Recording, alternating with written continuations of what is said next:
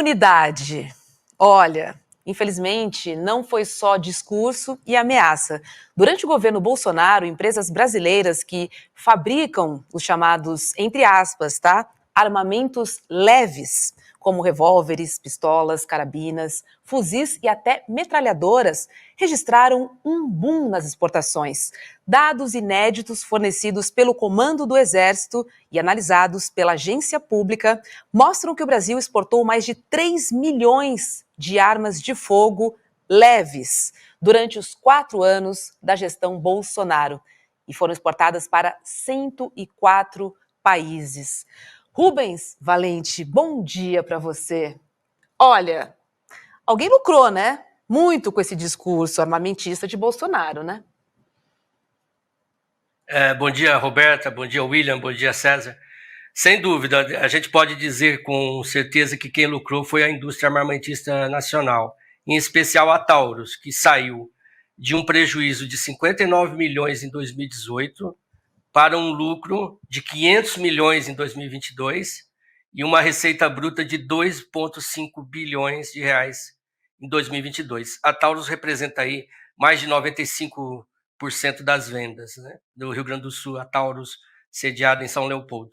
Então, esse trabalho, Roberto, se me permite aí explicar, é um trabalho que foi iniciado a partir de dados levantados por Luiz Fernando Toledo, da Data Fixers, e trabalhamos eu, Laura Schofield, Caio de Freitas, os editores Tiago Domenici e Ed Vanderlei, da Agência Pública, aqui em Brasília, analisando e interpretando esses dados. É uma massa inédita de dados que compreendem aí 12 anos de exportações. Como você disse, a gente está tratando desse tipo de armamento, que são individuais, digamos assim, que, vamos dizer, são menores, armas menores, também chamadas de pequenas armas, né?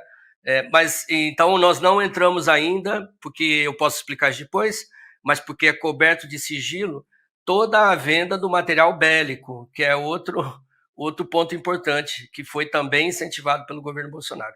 Mas em síntese, como você falou, Roberta, os dados mostram, né, que aquele discurso, os decretos, 30 decretos que o governo Bolsonaro baixou para estimular a compra de armamentos, não se limitou a vitaminar o comércio local brasileiro, também atingiu esses mercados internacionais.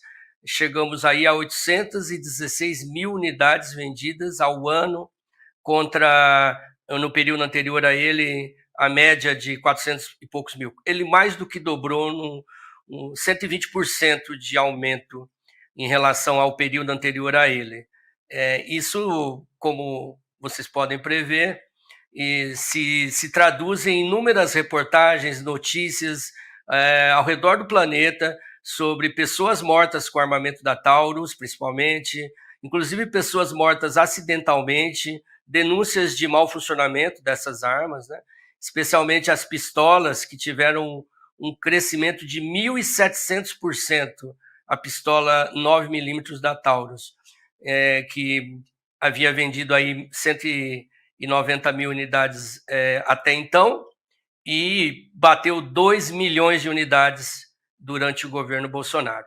Basicamente, essa reportagem mostra também o incrível esforço, né, a enorme mobilização do Itamaraty, em especial, para o fomento dessas vendas, eventos, feiras de segurança e defesa que o Itamaraty participou, incentivou, reuniões que os embaixadores faziam com esses países, expandindo a indústria bélica nacional.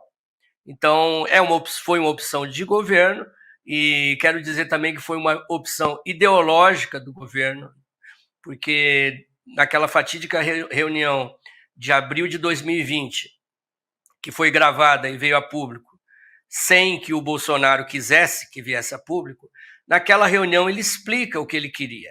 Ele queria armar a população para que resistisse a um suposto golpe de Estado da esquerda. Eu entendo que ele estava dizendo isso.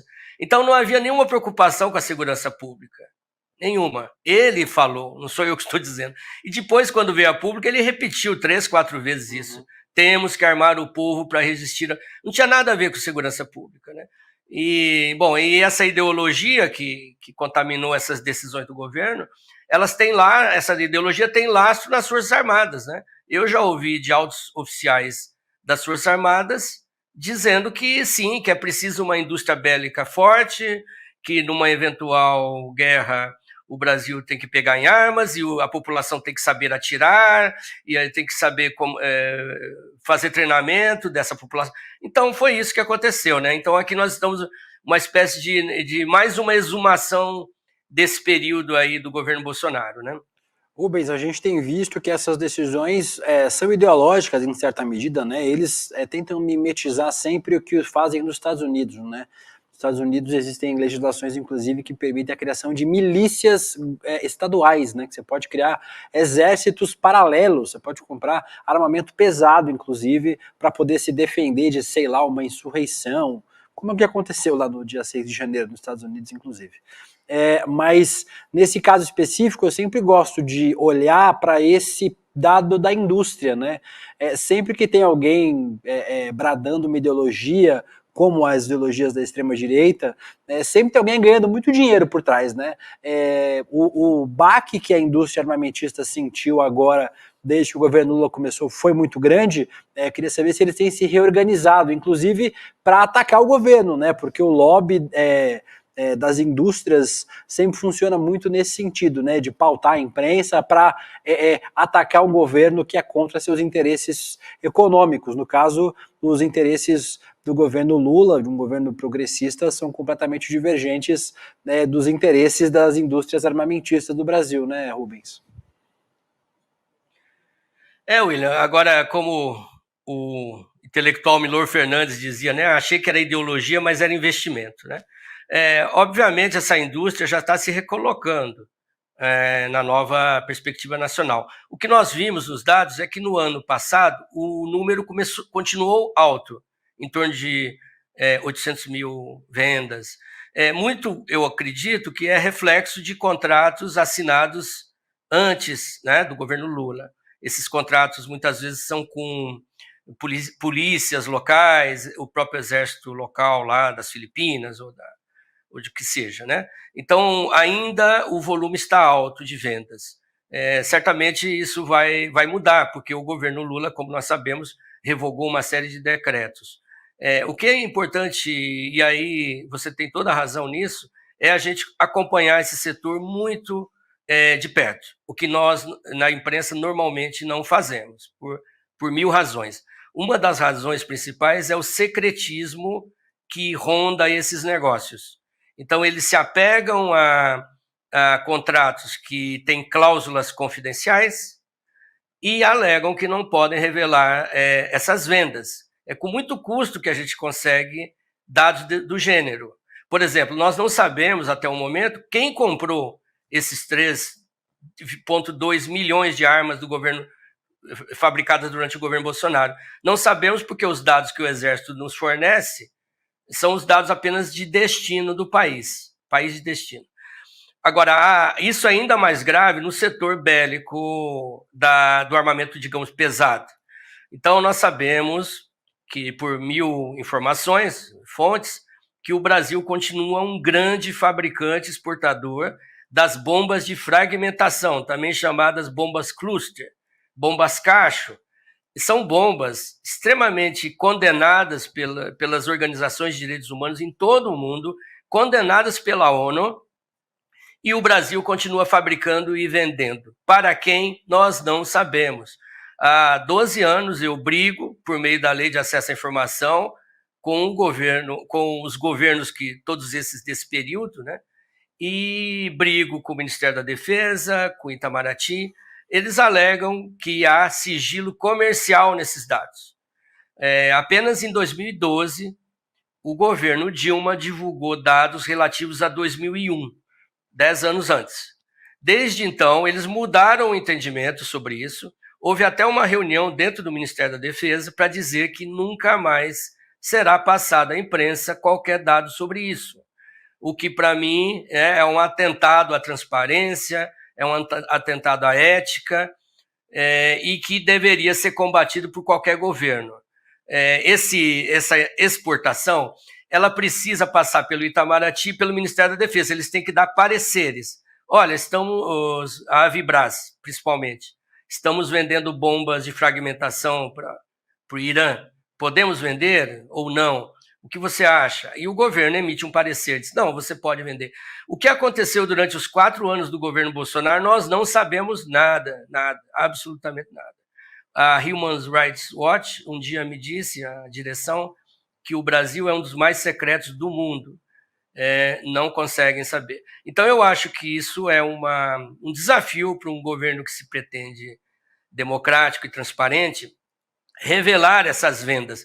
Ok, nós não precisamos saber os dados das vendas em andamento, digamos assim, porque isso pode atingir interesses de compradores e vendedores. Mas acho que é razoável, 1 ano atrás, 5 anos atrás, né?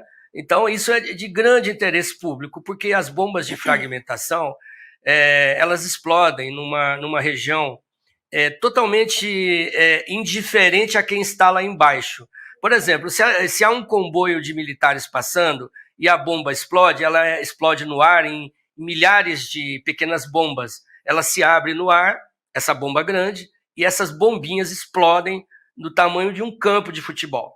Então, se eles miram uma tropa, eles vão matar tudo ao redor. Se existe uma casa, se existe alguém passando, população civil, mata tudo ao redor, né? E eu participei de uma reunião no Ministério da Defesa em 2012, com 3 coronéis do Ministério da Defesa, e eles disseram para mim que sim, o Brasil fabrica, vai continuar fabricando, é uma necessidade da indústria bélica nacional.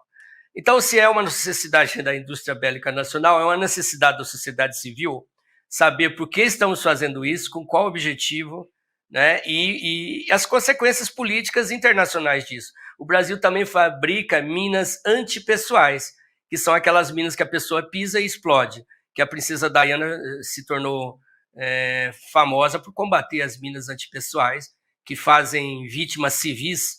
Depois que os conflitos acabam, as minas continuam matando crianças, amputando pernas. Então, o Brasil fabrica isso. Então, para quem ele vende? Onde está sendo aplicada a mina? Nada sabemos. Então, essa reportagem da Pública, nós, digamos assim, puxamos o fio da meada, vamos dizer. Se circunscreve nas armas ditas leves, de que de leve não tem nada, né? Um fuzil não tem nada de leve, né? Pois é, nada de leve. Rubens Valente, eu recomendo que você acesse apublica.org para ler essa reportagem. Rubens, obrigada e um bom dia para você. Obrigado, bom dia. Obrigado.